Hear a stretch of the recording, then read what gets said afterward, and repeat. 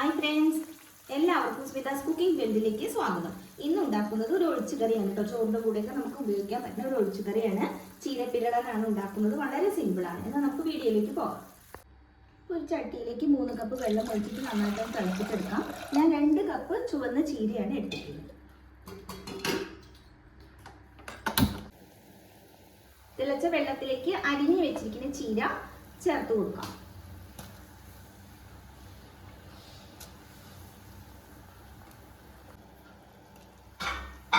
ഇളക്കി കൊടുക്കാം. വേവിച്ചെടുക്കാം. ചീരയെല്ലാം പാകത്തിന് വെന്തിട്ടുണ്ട്.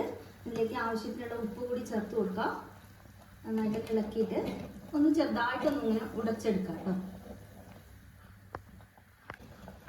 ഇത് പാകത്തിനായിട്ടുണ്ട്. ഇത് മതിയാവും. ഫ്ലെയിം ഓഫ് ചെയ്യാം. വേറൊരു പാനിലേക്ക് കുറച്ച് വെളിച്ചെണ്ണ ഒഴിച്ചു കൊടുക്കാം. കടുക്,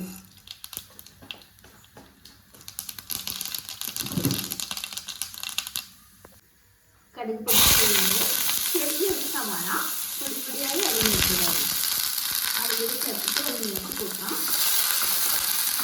വലിയ സവാള നമുക്ക് പകുതിയിൽ എടുക്കാൻ വേണ്ടിയിട്ട് അത് ചെറുതായിരുന്നു. അതുകൊണ്ട് ഞാൻ മുഴുവനായിട്ട് എടുത്തിട്ടുള്ളത്.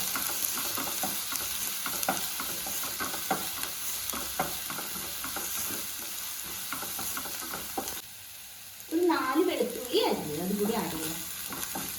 ചാനൽ ആദ്യമായിട്ടാണെങ്കിൽ സബ്സ്ക്രൈബ് ചെയ്യാൻ മറക്കരുത്. തൊട്ടടുത്ത് തന്നെ ബെല്ലൈക്കൺ കൂടി ക്ലിക്ക് ചെയ്യും. ഓപ്ഷൻ കാണാൻ അതുപോലെ വേണം സെലക്ട് ചെയ്യാം. എങ്കിൽ മാത്രമേ പുതിയ വീഡിയോ അപ്ലോഡ് ചെയ്തതിന് നോട്ടിഫിക്കേഷൻ ലഭിക്കുകയുള്ളൂ.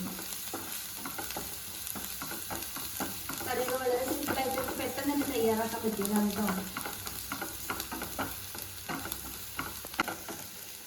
സവാളയുടെ വെളുത്തുള്ളിയും കളറെല്ലാം ചെറുതായിട്ടൊന്ന് മാറി വന്നിട്ടുണ്ട്. ഇത് മതിയാവും. ഇതിലേക്ക് ഒരു 4 പച്ചമുളക് അരിഞ്ഞത് ചേർത്തിട്ട് വീണ്ടും നന്നായിട്ടൊന്ന് വെക്കണം. ചെറിയൊരു തക്കാളി അതിൻ്റെ പകുതിയാണ് എടുത്തിട്ടുള്ളത്. എല്ലാം ചെറിയ കഷ്ണങ്ങളാക്കിയിട്ട് അരിഞ്ഞ് വെച്ചിട്ടാണ് ഒന്നുകൂടി ചേർക്കണം.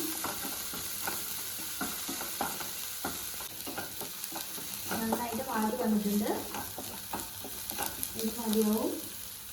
ഇതിലേക്ക് നമ്മളിന്ന് വേവിച്ച് വെച്ചിരിക്കുന്ന ചീര ചേർത്ത്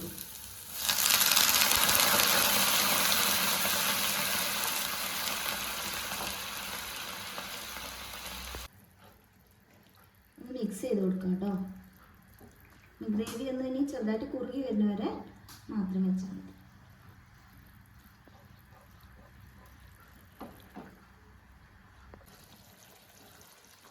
ഗ്രേവി എല്ലാം കുറുകി വന്നിട്ട് പാകത്തിനായിട്ടുണ്ട്. ഇത് മതിയാവും കേട്ടോ.